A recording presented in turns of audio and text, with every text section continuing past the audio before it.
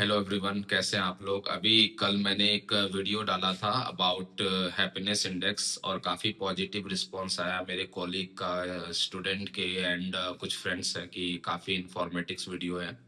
तो मैंने सोचा कि क्यों ना आज एक और लेटेस्ट टॉपिक का मैं आपको इंफॉर्मेशन दूं। आप सब जानते हैं या शायद आपको पता नहीं होगा कि जो इंडियन रुपी है वो काफी वीक हो गई है। वीक मतलब डॉलर के मुकाबले काफी कमजोर हो गया है। कमजोर होने का मतलब यहाँ पर ये है कि जो करेंसी, इंडियन करेंसी है, डॉलर के मुकाबले सस्ती हो गई है, चीपर हो गया है। इट मीन्स क्या कि 1947 में जब हम $1 परचेज करते थे तो अराउंड ₹3.5 में खरीदते थे, 3.47 रुपीज अराउंड था।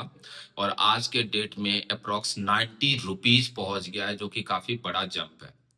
प्रश्न ये है, क्वेश्चन ये है कि ये जो डे बाय डे डॉलर महंगा होता जा रहा है, ऐसा क्यों हो रहा है। डॉलर का महंगा होना ही हमारे करेंसी को वीक कहते हैं, राइट। ऐसा क्यों हो रहा है। देखिए, कोई भी चीज महंगा इसलिए होता है क्योंकि हम उसकी डिमांड ज्यादा करते हैं, पहला रीजन। या उस चीज की अवेलेबिलिटी कम होती है, मतलब सप्लाई कम होने लगती है। अब आप सबको पता है कि इंडिया और यूएस के बीच टैरिफ वॉर चल रहा है, ये सब जानते हैं। और इस टैरिफ वॉर के वजह से काफी जो ग्लोबल इन्वेस्टर्स हैं, जो फॉरेन इन्वेस्टर्स हैं, वो इंडिया में जो है इन्वेस्ट करने से डर रहे हैं। और उन्होंने काफी अमाउंट में, लार्ज अमाउंट में जो है इंडिया से फॉरेन इन्वेस्टमेंट विड्रॉ कर लिया। अब फॉरेन इन्वेस्टमेंट विड्रॉ करने से क्या होगा कि हमारे कंट्री का जो सप्लाई है वो कम हो गया। और जब किसी चीज की सप्लाई कम होगी, अवेलेबिलिटी कम होगी, तो वो महंगा होगा होगा तो ऑब्वियस सी बात है कि डॉलर महंगा हो गया। दूसरा क्या है कि जब हम फॉरेन कंट्री से खरीदते हैं क्रूड ऑयल, एनर्जी और इलेक्ट्रॉनिक्स, ये भी one of the major reason है जिसके वजह से इंडियन करेंसी डेप्रिसिएट होती है। क्यों? क्योंकि जब जो क्रूड ऑयल है वो महंगा होने लगता है तो आपको पेमेंट ज्यादा करना पड़ता है, राइट। कि आप मान लीजिए पहले 1 लीटर जो है ₹50 में खरीद रहे थे, अब आप वही जो है ₹60 में खरीद रहे हैं। तो $1 के लिए पहले 50 देना पड़ता था, अब आप ₹60 दे रहे हैं। तो आपको ₹10 एक्स्ट्रा देना पड़ रहा है, जिसके वजह से फॉरेन करेंसी की डिमांड ज्यादा हो रही है।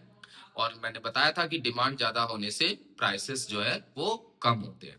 तीसरा रीजन ये है कि हमारी जो इंडिया का एक्सपोर्ट है वो काफी कम है as compare to import. Export करने से पैसा आता है और इंपोर्ट करने से पैसा जाता है। हमारे पास फॉरेन करेंसी का इनफ्लो कम हो रहा है और आउटफ्लो ज्यादा हो रहा है। अब जो आउटफ्लो ज्यादा हो रहा है तो जो डिफरेंस है वो कहाँ से मैनेज करेंगे। अब इंडियन गवर्नमेंट के पास तो राइट नहीं है कि वो जो है फॉरेन करेंसी प्रिंट कर सके। तो कहीं ना कहीं आप ग्लोबल मार्केट से उसको परचेज करते हैं।